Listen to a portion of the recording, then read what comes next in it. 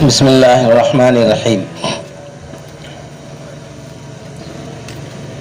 سب سے پہلے میں باشندگان ملک کو یوم آزادی کی مبارکباد پیش کرتا ہوں اور اسی کے ساتھ تحریک علماء ہند، جس کو ابھی 1 سال بھی مکمل نہیں ہوا ہے، اسی مختصر سی مدت میں ان کے بہت سارے تحریک کے کارنامے، کارگزاریاں اور کام جو ہو رہے ہیں، ان میں ایک اہم ترین کام آج کا یوم آزادی کے موقع پر علماء کرام کی قربانیاں ہوں یا مسلمانوں کا کردار ہو، اس بات کو سامنے رکھنے کے لیے یہ پرچم کشائی کا پروگرام بھی ہوا، جھنڈا وندن بھی ہوا، اور اسی کے ساتھ ساتھ کچھ باتیں مختصر سے وقت میں اس آزادی کے اندر مسلمانوں کا کیا رول رہا ہے، کیا کردار رہا ہے، یہ یقینی طور پر علماء کرام اس کے مستحق ہیں۔ علماء کرام کی ذمہ داری ہے کہ اپنے بزرگوں، اپنے اسلاف، اپنے بڑوں کی یاد کو، ان کے تاریخ کو دہرائیں، یاد رکھیں، یاد کرائیں۔ جو قوم یا جو سماج، جو معاشرہ اپنے بزرگوں کے کارناموں کو، تاریخوں کو یاد نہیں کرتا، یاد نہیں رکھتا، تاریخ بھی ان کو یاد نہیں رکھتی۔ اس کے لیے بہت ضروری ہے، یہ بات ہم سب کے ذہن میں ہونا چاہیے۔ اور ابھی تحریک علماء کے صدر مفتی وسیم صاحب نے مختصر سے الفاظ میں بات بتائی، اے میرے وطن کے لوگوں، ذرا آنکھ میں بھر لو پانی، جو شہید ہوئے ہیں ان کی ذرا یاد کرو قربانی۔ یہ تو ہم میں سے بچوں کو یاد ہے، لیکن جو شہید ہوئے ہیں ان کی یاد کرو قربانی میں جن کی یاد آتی ہے، جن کو لوگ یاد کرتے ہیں، جن کے ناموں کے چرچے اور تذکرے ہوتے ہیں، وہ بہت بہت بہت مختصر ہے۔ ملک کی شہادت کی بات، جہاں سے آزادی کی بات کی تحریک کی اگر بات کہی جائے، جس وقت تک حضرت ٹیپو سلطان شہید رحمت اللہ علیہ زندہ تھے، اس وقت تک انگریز ہندوستان کو اپنا ملک نہیں کہہ سکتے تھے۔ میں جو الفاظ استعمال کر رہا ہوں آپ اس کو دھیان دیجئے، جو آپ فوٹو لگا رہے ہیں ٹیپو سلطان شہید رحمت اللہ علیہ کی، وہ فوٹو بھی صحیح نہیں ہے۔ وہ ایک اللہ والے ہیں، وہ بہت بڑے بزرگ ہیں، 5 وقتہ نمازوں کے پابند بھی ہیں، ولایت، بزرگی، پیری، مرشدی کا جو اونچا سے اونچا مقام ہوتا ہے، اس مقام پر فائز تھے۔ آپ تشریف لے جائیے میسور اور جا کے ان کے حالات کو معلوم کیجئے۔ تو جس وقت تک ٹیپو سلطان شہید رحمت اللہ علیہ باقاعدہ حیات تھے، زندہ تھے، اس وقت تک انگریز اس ملک کو اپنا ملک نہیں کہہ سکے، قبضہ ان کا نہیں ہو سکا۔ جب حضرت ٹیپو سلطان شہید رحمت اللہ علیہ شہید ہوئے ہیں، آپ وہاں پر جا کے دیکھیں گے مسجد اعلیٰ ہے میسور میں، جس کے افتتاح کے موقع پر کچھ شرائط اور کنڈیشن تھے۔ مسجد کی بسم اللہ پہلی نماز کون پڑھا ہے، ان کنڈیشن، ان آرٹیوں پر، ان شرطوں پر کوئی نہیں اتر سکا۔ خود حضرت ٹیپو سلطان شہید رحمت اللہ علیہ نے اپنے طور پر امامت فرما کے نماز کی مسجد کی افتتاح کی تھی۔ جب وہ دھوکے کے ساتھ شہید کیے گئے، 3 دن تک فوج بھی ان کے قریب نہیں جا سکی، اسی لیے ان کو شہر میسور کہا جاتا ہے۔ ایک دبدبہ، ایک خوف ایسا جمع ہوا تھا کہ انگریز کی فوج بھی ان کے قریب نہیں جا سکی شہید ہونے کے بعد۔ 3 دن کے بعد جب ان کو پتا چلا کہ حضرت ٹیپو سلطان شہید رحمت اللہ علیہ دنیا سے جا چکے ہیں، تب انہوں نے اعلان کیا اب ہندوستان ہمارا ہے۔ 700 سال مسلمانوں کی حکومت اس ملک پر رہی، کم مدت نہیں۔ یہ آج ہم آزادی کا 75واں سال منا رہے ہیں۔ آپ اس کو 10 سے گنا کر کریں گے تو 7,500 ہو جاتے ہیں۔ اتنی بڑی مدت مسلمانوں کی حکومت تھی۔ بہادر شاہ ظفر کے موقع پر وہ آخری مغل بادشاہ رہے، اور یہاں پر ایسٹ انڈیا کمپنی تجارت کی غرض سے انہوں نے ایک چال چل کے انگریزوں نے اس ملک پر بزنس مین بن کے، بیپاری بن کے، مسالے کی تجارت کے نام سے اس ملک پر انہوں نے قبضہ کرنے کی کوششیں کی تھی، اور چونکہ 700 سال تقریباً اور اس سے زیادہ مدت تک مسلمان اس ملک کے بادشاہ اور حکمراں رہے تھے، تو جن سے ملک چھینا گیا تھا، جن کے ملک پر قبضہ کیا گیا تھا، انہی کا ولولہ، انہی کا شوق، انہی کا جذبہ، وہی یہ چاہتے تھے کہ انگریز اس ملک سے جو ہے یہاں سے نکل جائیں، اور جن کا ملک یہاں کے مول نواسی جو لوگ ہیں، یہاں کے اصل باشندے رہنے والے ہیں، ملک ان کے سپرد، ان کے حوالے ہو۔ مختلف تحریکیں چلی اس سلسلے میں۔ پورا ملک جن کو شیخ الہند کے نام سے جانتا ہے، پرنس آف انڈیا اس کا ترجمہ کر لیجئے، کہ ملک میں سب سے بڑے قائد، سب سے بڑے نیتا، سب سے بڑے لیڈر کے لیے جو لفظ استعمال ہوتا ہے وہ عربی کا لفظ شیخ ہے۔ بزرگ اور بڑے کے لیے، قائد کے لیے، نیتا کے لیے، لیڈر کے لیے جو لفظ استعمال کیا جاتا ہے، حضرت نے مستقل طور پر اطراف کے ممالک میں مکہ مکرمہ تک پہنچ کر اس ملک سے انگریزوں کو نکال بھگانے کے لیے تحریک ریشمی رومال شروع کی۔ آپ کو معلوم ہے اس ملک نے آج سے 20 سال پہلے حضرت شیخ الہند رحمۃ اللہ علیہ کے نام سے ان کی تصویر کے ساتھ پوسٹ کے اندر جو ٹکٹ ہوتے ہیں وہ ٹکٹ شائع کیے تھے، حکومت کی طرف سے ٹکٹ چھپے ہوئے تھے۔ 4 سال تک وہ مالٹا کی جیل میں رہے۔ شاملی کا میدان جو یو پی کے اندر ہے، مستقل انگریزوں کے ساتھ مدبھیڑ ہوتی رہی، اور کسی طریقے سے بھی اس ملک کے ہمارے برادران وطن، مہاتما گاندھی جی کے نام بھی بس جو سنتے رہتے ہیں، تحریک خلافت علماء اور مسلمانوں کی طرف سے، اور بھارت چھوڑو، نمک کی ڈنڈی یاترا، یہ ہندوؤں کی طرف سے جو اس ملک کے وطندار تھے، الگ الگ پلیٹ فارم سے انگریزوں کے خلاف تحریکیں چلتی تھی۔ اور جیسے ابھی آپ نے سنا مفتی وسیم صاحب سے کہ 200 سال کی تحریک چلی۔ صرف ہم اس وقت میں جو تذکرے کرتے ہیں، کسی مکان بننے کے بعد آخر میں جو منڈیر ہوتی ہے اسی کا تذکرہ ہوتا ہے، اور ظاہر ہے دیواریں، کالم اس کے اور اس کا بیسمنٹ اور پایا اگر نہ ہو تو منڈیر باقی نہیں رہ سکتی۔ تو آج کل ہم جو تاریخ کے اندر جو باتیں مدرسوں میں بچوں کو سکھائی سمجھائی جاتی ہیں، جو پروگرام میں، فنکشن میں جو بھاشن، جو لیکچر دیے جاتے ہیں، وہ اسی کی مثال ہے جیسے کسی گھر کے منڈیر کا تذکرہ کیا جائے اور ساری تعمیر کا ہمارے پاس تذکرہ ہی نہ ہو۔ مسلسل چڑھوے تحریک چلتی رہی۔ آپ کو میں علماء کرام کی تعداد یہاں زیادہ ہے، اور پروگرام علماء تحریک علماء کی جانب سے ہے۔ حضرت مولانا قاسم صاحب نانوتوی رحمۃ اللہ علیہ جو دارالعلوم دیوبند کے فاؤنڈر ہیں، بانی ہیں، یہ مجاہد آزادی ہیں، سوتنتر سینانی ہیں، فریڈم فائٹر ہیں۔ ہم نام لیتے ہیں مولانا ابوالکلام آزاد صاحب کا، مولانا قاسم صاحب نانوتوی رحمۃ اللہ علیہ کا، دارالعلوم دیوبند کے بانی کی حیثیت سے۔ آج بھی وہ چھتا کی مسجد دیوبند میں باقی ہے، جہاں ایک انار کے تحت شیخ الہند مولانا محمود صاحب اور ان کے شاگرد حضرت محمود، یہ دونوں ایک استاد اور ایک شاگرد مدرسہ شروع کیے تھے۔ انگریز وہیں پر حضرت مولانا قاسم صاحب نانوتوی رحمۃ اللہ علیہ، ایک سادے سیدھے دبلے پتلے، نگاہوں میں نظر میں نہ بھرنے والے آدمی، اور پورے ملک کے آزادی کے سلسلے میں ان کی چڑبڑ، ان کی تحریک دور دور تک پہنچی ہوئی ہے۔ دوسرے ملکوں میں بیٹھ کر یہ قاسم صاحب نانوتوی ہندوستان سے انگریزوں کو بھگانے کے لیے پورے پلاننگ، پوری منصوبہ بندی، پورے پروگرام کر رہے ہیں۔ تو علماء طلباء کو ذہن میں ہوگا، جب انگریز کی فوج چھتہ مسجد میں پہنچی تو حضرت فوراً اٹھے، جہاں بیٹھے تھے وہاں سے کچھ آگے بڑھے۔ انگریزوں نے دیکھا کہ ایک بہت بڑا لیڈر مسلمانوں کا، ایک بہت بڑا نیتا جو پورے ملک سے انگریزوں کو نکال بھگانے کے لیے، ملک کو آزاد انگریزوں سے کرانے کے لیے کوشش میں لگا ہوا ہے، ان سے ہی پوچھ لیے کہ مولوی قاسم کون ہے۔ حضرت نے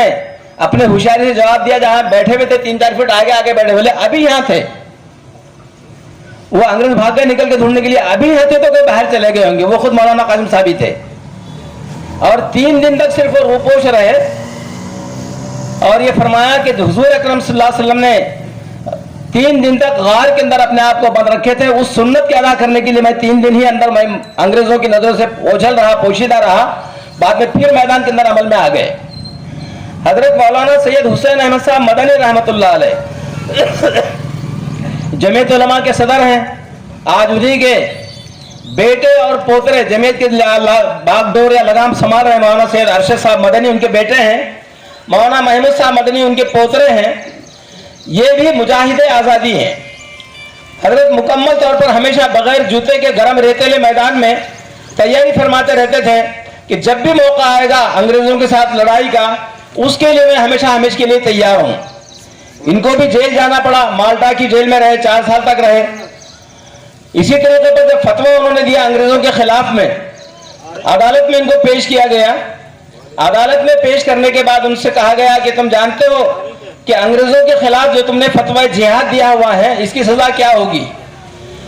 शेखुल इस्लाम मुजाहिद आज़ादी हजरत मौलाना सैयद हुसैन अहमद मदनी रहमतुल्लाह अलैह ने साफ साफ फरमाया, मैं जानता हूं इसकी सजा क्या होगी, इसीलिए मैंने कफन अपने साथ में लेकर आया हुआ हूं। पत्ता पत्ता बूटा बूटा हाल हमारा जाने है, पत्ता पत्ता बूटा बूटा हाल हमारा जाने है, न जाने तो न जाने गुल बाग तो सारा जाने है। एक आध फूल आप समझ जाइए कौन सा फूल, अगर उसको पता ना हो हमारे कुर्बानियों का, हमारे ईसार का, हमारे जानबाजी का, तो न जाने तो एक आध फूल को ना मालूम होगा, लेकिन पूरा चमन पूरा मुल्क जानता है। आपके इत्तला के लिए बहुत मुख्तसर से मैं अर्ज करूं कि मोहनदास करमचंद जी गांधी जो राष्ट्रपिता के नाम से जाने पहचाने जाते हैं, बैरिस्टर थे, अफ्रीका में ये वकालत करते थे। जमीयत उलमा ये बाद में उसी तहरीक का नाम है जो मजलिस अहरार इस्लाम भी थी, आज़ादी के लिए उलमा की तहरीक चल रही थी। उलमाए किराम ने ये बात को महसूस किया कि मुल्क को आज़ाद करने के लिए सिर्फ मुसलमान अपने प्लेटफार्म पर अलग काम करते रहेंगे और गैर मुस्लिम वो अलग कोशिश करते रहेंगे, तो अंग्रेजों ने उसी 200 साल के पीरियड में, आप उससे पहले का इतिहास, उससे पहले की हिस्ट्री तारीख को देखें, इस मुल्क में हिंदू मुस्लिम कभी फसादात नहीं हुए। जब तक ये अंग्रेजों के नापाक कदम हमारे मुल्क पे नहीं आए थे, उन्होंने अपने कब्जा जमाने के लिए हिंदू मुसलमानों में आपस में लड़ाई के सारे मंसूबे और प्लान बनाए। उलमाए किराम की दानिशमंदी और फरासत से ये तहरीक खिलाफत भी चली, तहरीक रेशमी रुमाल चली, कई मैदानों में जंग हुई, अंग्रेजों को शिकस्त होती रही, लेकिन हिंदू और मुसलमानों को लड़ाकर किसी तरीके से बैठने का काम करते रहते थे। उलमाए किराम ने यह सोचा कि सिर्फ मुसलमान अपने तौर पर ये अंग्रेजों को भगा नहीं सकते, इस मुल्क के तमाम बाशिंदों को साथ में लेना चाहिए। चुनांचे मोहनदास करमचंद जी गांधी साहब को उलमाए किराम ने दावत देकर अफ्रीका से यहाँ बुलाया। दिल्ली की जामे मस्जिद, शाहजहानी मस्जिद जिसको कहा जाता है, उस मस्जिद में मशवरा और मीटिंग हुई। और आप सबको ये बात बोलने की जरूरत नहीं है कि गांधी जी ने जिंदगी भर में कभी कोई टोपी या कमीज नहीं पहनी, वो सिर्फ धोती का इस्तेमाल करते थे, कमीज और कुर्ता भी नहीं पहनते थे और टोपी भी नहीं। लेकिन गांधीवादी कहलाने के लिए, गांधी नजरिए के हामिल कहलाने के लिए मुस्तकिल तौर पर गांधी टोपी पूरा मुल्क पहचानता है। उसकी वजह क्या है कि टोपी तो वो पहनते नहीं थे, लेकिन टोपी का निस्बत और टोपी का नाम गांधी टोपी क्यों हुआ? जामे मस्जिद दिल्ली के अंदर दोनों चळवळ, दोनों तहरीक हिंदू और मुसलमानों को एकता के लिए मौलाना अब्दुल बारी फरंगी महल लखनऊ के पास, मौलाना अब्दुल बारी साहब हैं हमारे पास बैठे हुए हैं, पीछे देखिए आप उसको, मास्टर टोपी गांधी टोपी से मिली जुली इस किस्म की जो टोपी होती है गांधी टोपी, मौलाना अब्दुल बारी फरंगी महल की टोपी थी। वो टोपी गांधी जी के सर पर रखी गई कि हिंदू मुस्लिम एकता का पूरा पैगाम पहुंचे। और फिर उलमाए किराम के फंड से, उलमाए किराम के चंदे से पूरे मुल्क में गांधी जी का दौरा कराया गया। उस वक्त के एतबार से 2 लाख रुपए का चेक जो जमीयत उलमा की तरफ से इस मुल्क को आज़ाद करने के लिए और राष्ट्रपिता के हिस्से से मोहनदास करमचंद जी गांधी को लेकर पूरे मुल्क में सफर करने के लिए 2 लाख रुपए का जो चेक दिया गया था, आज भी वो चेक लंदन के अंदर इंतहाई महफूज रिकॉर्ड के अंदर वो रखा हुआ है। उलमाए किराम के पैसों से पूरे मुल्क में इनको गश्त कराई गई, दौरा कराया गया, सफर कराया गया। और वो टोपी जो मौलाना अब्दुल बारी फरंगी महल नाम से थी, वो टोपी उनके सर पर रखी गई हिंदू मुस्लिम इत्तेहाद की अलामत और पहचान के एतबार से। तो आज जो कुर्बानियों के तस्करे हमारे पास होते हैं, एक बात हमारे बच्चों को, ये छोटे से वक्त की बात नहीं है, बहुत मजबूती के साथ इसको समझ में आना चाहिए कि इस मुल्क के आज़ादी के लिए सबसे ज्यादा अगर खून बहा है वो मुसलमानों का है। किसी और समाज, किसी और सोसाइटी, किसी और नीति रिवाज के अपनाने वाले, किसी और मजहब से ताल्लुक रखने वालों ने पूरे मुल्क के एतबार से, ये तारीख का एक वाक़या, हकीकी वाक़या है कि सबसे ज़्यादा कुर्बानियाँ, सबसे ज़्यादा खून बहाने का काम, सबसे ज़्यादा कोशिशें हर तरीके की, इस तरीके के कि अंग्रेज़ों ने सिर्फ एक ही बात कही थी, उनके तरफ से आर्डर थे, जो कोई मौलवी मौलाना, और मौलवी मौलाना की पहचान कोई सर्टिफिकेट, प्रमाण पत्र, सनद नहीं थी, जो लंबा जुब्बा पहने, जिसके चेहरे पर दाढ़ी हो और सर पर टोपी हो, जहां मिले उसको वहीं पर फांसी पे लटकाया जाए। ये उनके ऑर्डर थे और उसी पे अमल हुआ। और आप जमीयत उलमा ने तारीख लिखी हुई है, आप उसको अगर पढ़ेंगे, 58,000 उलमा इस मुल्क के आजादी में उलमाए किराम शहीद हुए हैं। आज आप जाकर देखेंगे हरियाणा, पंजाब वगैरह, पूरे मुल्क से सारे मुसलमानों का सफाया मुकम्मल तौर पर, हजारों मस्जिदें आज वहां पर इस्तबल बने हुए आज भी आपको नजर आ सकती हैं। मुल्क के आजादी में सबसे ज्यादा कुर्बानियां, सबसे ज्यादा खून बहाने का काम अल्लाह ने मुसलमानों से लिया हुआ है। और हम मुसलमानों से भी कहेंगे, वजह उसकी क्या थी कि हमारे पास गंगा जमनी तहजीब, हजारों साल से यहाँ पर हिंदू मुस्लिम यकता, हिंदू मुस्लिम सिख ईसाई बराबर हर एक अपने अपने मजहब पर अमल करते हुए रहते थे। अंग्रेजों से इस बात का खतरा हो गया था कि वो अपना पावर और अपनी ताकत इस्तेमाल करके यहाँ के मजहबी तशख़्ख़ुस, हमारी मजहबी पहचान को खत्म कर देंगे और वो पूरे मुल्क को क्रिश्चियन या अंग्रेजी बनाने की प्लानिंग में, मंसूबे में थे। हुकूमत के साथ साथ उनका मजहब से भी ताल्लुक रहा है। इसके लिए किसी शायर ने बहुत अच्छी बात कही, चमन को जब खून की जरूरत पड़ी, चमन को जब खून की जरूरत पड़ी, सबसे पहले तो गर्दन हमारी कटी। चमन को जब खून की जरूरत पड़ी, या वतन को जब खून की जरूरत पड़ी, सबसे पहले तो गर्दन हमारी कटी। अब ये कहते हैं हमसे अहले वतन, वतन है हमारा तुम्हारा नहीं। ये अजीब हाल हो गया हुआ है। अंग्रेजों में लिखी हुई बात यह है कि जब कोई लंबे झुब्बे वाला, चेहरे पर दाढ़ी और सर पर टोपी वाला होता, लोग समझते ये मौलवी है, ये अंग्रेजों का सख्त तरीन मुखालिफ है और ये हुकूमत वक्त के गद्दार हैं। और उसी हालात में ये अफसोस की बात ये है कि कुछ मुसलमानों ने भी ये समझ लिए थे कि चूंकि अंग्रेज उस वक्त में बादशाह की हैसियत से हैं और उनकी मुखालिफत करना इस्लाम से निकल जाना है, हुकूमत वक्त की बगावत, इसलिए हमको लोगों ने फतवे भी दे दिए कि इस्लाम से भी निकल चुके हैं, अंग्रेजों की चापलूसी नहीं करने से। और आज का दिन बड़ा अजीब सा मामला है, समझने के लिए उलमा ज्यादा है, मैं इसलिए अर्ज कर रहा हूँ। मुहर्रम का भी महीना यही है, आजादी के साथ मैं अर्ज कर रहा हूँ आपसे, आजादी के दिन के मौके पर जो हाल सैयदना हसन हुसैन रज़ी अल्लाह तआला अन्हु का हुआ, अहले बैत का हुआ, शुहदाए करबला का हुआ, जिन्होंने शहीद किए वही ताजिया, वही मातम, वही रोना धोना और वही सवारियां बनाने वाले वही लोग हैं जिन्होंने कत्ल किए। यही हाल हमारे मुल्क की आजादी का है। जिन्होंने अंग्रेजों के तलवे चाटे, अंग्रेजों की नौकरी की, उनकी जासूसी की, उनके सीआईडी पन किए, उनको परवान चढ़ाते रहे, उनके मैदान जंग में उनके सामने कभी सीना सुपर नहीं हुए, वो आज हुकूमतों पर है। बात कड़वी है मगर इसको समझिए अच्छे तरीके से।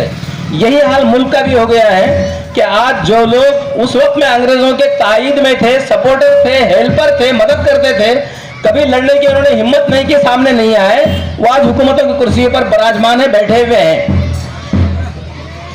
खुद अंग्रेजों में ये अल्फाज लिखे हुए हैं कि जहां जो मिलता उसको ऊंट पर, घोड़े पर बिठाया जाता, दरख्तों पर फांसी के फंदे लटके हुए रहते थे और चलते चलते दरख्त को फांसी के फंदे से सवार को लटका दिया जाता। और नौबत यह आती कि सुकड़कर जो है वो हिंसा आंकड़ा, जैसे अंग्रेजी का 8 का आंकड़ा होता है, फांसी के दरख्तों पर लटके हुए शख्स, इंसानों की शक्लें ऐसी ही होती थी। तो मुल्क के आज़ादी में 58,000 या 56,000 उलमाए किराम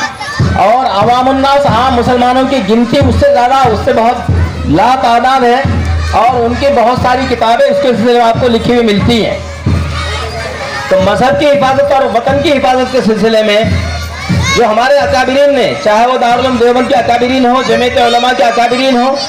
या और मुल्क के तमाम बाशिंदगान हो, उन सबों ने क़यादत और इमामत का रोल अदा किया है। ہم کو معلوم ہے امام الہند مولانا ابوالکلام آزاد کہلاتے ہیں۔ امام الہند کیا مطلب یہ ہوا کہ پورے ہندوستان کے سب سے بڑے قائد، لیڈر اور نیتا، کہ ان کو جو ہمارے ملک کا دستور بنا ہوا ہے، اس دستور ساز جو سنویدھان ہے ملک کا، بھارت کی جو گھٹنا ہماری بنی ہوئی ہے، جو 7 افراد اس گھٹنا کے سنویدھان کے بنانے میں تھے، ان میں 3 مسلمان بھی ہیں۔ اس میں سے ایک مولانا ابوالکلام آزاد ہے، 7 میں سے ایک، اور اس سنویدھان سمیتی کے ادھیکش ڈاکٹر بابا صاحب امبیڈکر تھے، صدر تھے وہ۔ مولانا ابوالکلام آزاد مجاہد آزادی ہیں، سوتنتر سینانی ہیں۔ ملک کو آزاد کرانے کے لیے بھی انہوں نے مکمل طور پر تحریکیں، ان کے اخبارات البلاغ، الہلال اور ان کے کئی اخبارات پہ پابندی آتی رہی، لیکن مولانا ابوالکلام آزاد مختلف شکلوں سے صرف ان کے اخبارات کی وجہ سے پورے ملک کے لوگوں کو انگریزوں کے خلاف اکساتے ابھارتے رہے، اور ان کے اخبارات کی وجہ سے پورے ملک میں ایک ہلچل تھی۔ اسی وجہ سے ملک کی آزادی کے بعد بھی جب معاملہ فتنہ فساد جو حالات کے خراب ہونے کا ہوا، تو ملک آزاد ہونے کے بعد مولانا ابوالکلام آزاد جو امام الہند ہیں، اور ہمارے ملک کے تعلیمی کمیٹی ایجوکیشن جو ہمارا ڈپارٹمنٹ رہا پورا، اس کے سب سے پہلے وہ وزیر تعلیم بھی بنے ہندوستان کے، جمعیت علماء کے صدر بھی ہیں رہے، اس وقت میں کانگریس کے پارٹی کے بھی صدر رہے۔ اسی طریقے پر ایجوکیشن بورڈ تعلیمی کمیٹی کے بھی ان کو ذمہ دار بنایا گیا، اور ہمارے ملک کی تعلیمی پالیسی آج تک ان کے بتائے ہوئے ڈھانچے پر، ان کے بتائے ہوئے طریقے کے مطابق تعلیمی پالیسی پورے ملک میں چلتی ہے۔ تو امام الہند ملک کی آزادی کے بعد بھی مولانا نے پورے طور پر یہاں کے مسلمانوں کو للکار کر دہلی کے جامع مسجد سے اعلان کیا کہ حالات بن گئے، مسلمانوں کے مرضی منشے کے خلاف پالیسی کے تحت، یہودیوں کے سازشوں کے تحت میں ملک کا جب بٹوارا اور تقسیم ہوئی، مولانا ابوالکلام آزاد جمعیت علماء وہ جماعت ہے جنہوں نے لوگوں کو للکار کر کہا کہ یہ ملک تم کو یہاں پر رہنے کا فیصلہ ان کی طرف سے ہوا کہ ہم کو ملک کو چھوڑ کر جانا نہیں ہے، پڑوسی ملک میں ہم کو جانے سے ہم کو روک دیا گیا، اور یہاں کے خواجہ معین الدین چشتی اجمیر رحمۃ اللہ علیہ کے مزار تم کو آواز دے رہی ہے، مسجد کے مینارے تم کو پکار رہے ہیں، تم ہم کو کن کے حوالے کر کے جا رہے ہو؟ تو یہ علماء کرام کی جماعت نے اسی ملک میں رہنے کا شعور کے ساتھ، سمجھ کے ساتھ ایک مستقل مضبوط فیصلہ کر کے، تو یہ ملک پہلے بھی ہمارا تھا، آج بھی اس ملک کے بنانے سنوارنے میں پورے طور پر اس ملک کے اندر ہمارا اس میں دخل ہے۔ ہم کو پورے ملک کے اندر جو آزادی میں شہید ہوئے ہیں ان کی کتابوں کو پڑھنا چاہیے، اور تحریک علماء سے میں یہ گزارش کرتے ہوئے کہ جیسے انہوں نے قربانیاں پیش کی ہیں، خون بہایا ہے، انگریزوں کو جن کی حکومت میں سورج ڈوبتا نہیں تھا لوگ کہتے تھے، کسی کو وہاں وہم اور گمان نہیں تھا، منصوبہ بندی کے ساتھ، تقویٰ پرہیزگاری کے ساتھ دن بھر کوششیں چڑھ کرتے رہنا، راتوں میں دعائیں کرتے رہنا، اس طریقے سے ملک سے انگریزوں کو انہوں نے بھگایا۔ ہم ان کے نام لے رہا، ان کے نقش قدم پہ چلنے والوں کو اس ملک کے سنوارنے میں، بنانے میں پورے طور پر ہم کو ایسے ہی چڑبڑ تحریک اور کوششیں کرتے رہنا چاہیے۔ میں پھر ایک بار اس ملک کے آزادی کی مبارکباد اور تحریک علماء کو حوصلہ افزائی، ہمت افزائی کے لیے کہ ان سے ہم کہیں کہ کسی بڑے مقام پر پورے جو لوگ شہید ہوئے ان کے ناموں کی فہرست پورے لسٹ موجود ہے، جس کو حکومت نے منظور کیا ہوا ہے، وہ ساری لسٹ ہمارے لوگوں کے سامنے بھی پیش کریں۔ اس سے زیادہ کچھ نہ عرض کرتے ہوئے کہ ہم سب اس کو پڑھیں اور اپنے تاریخ کو یاد کرتے رہیں، یہ ہم سب کے مستقبل کے لیے، آئندہ کی تحریک کے لیے ہم کو ہمارے جسموں میں ایک ولولہ، ایک ذوق شوق پیدا کرنے کی چیز ہو سکتی ہے۔ اللہ تعالی ہم سبوں کو اس ملک کی